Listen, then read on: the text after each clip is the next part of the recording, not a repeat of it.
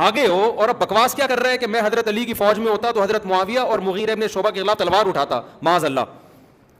کیا ہم آپ کے زمانے میں نہیں، ورنہ آپ کے اوپر تلوار ہم سونت لیتے. تو بھگوڑا ہوتا وہاں بھی. ہم بغیر تلوار کے، بغیر گھوڑوں کے، بغیر گنڈوں کے آئے تھے. جو اہل بیت کا سچی مچی کا ہوگا، بکواس نہیں کرے گا، جھوٹ نہیں بولے گا کہ میں اہل بیت اہل بیت.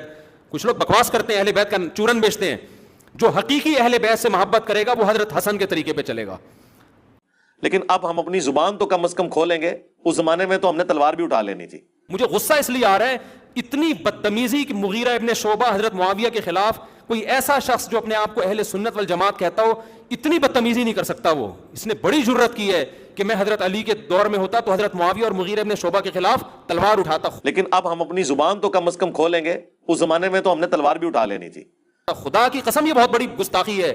یہ ایسے ہی ہے جیسے کوئی کہے کہ میں اپنے باپ کے ساتھ ہوتا تو میں اپنی ماں پر ہاتھ اٹھاتا.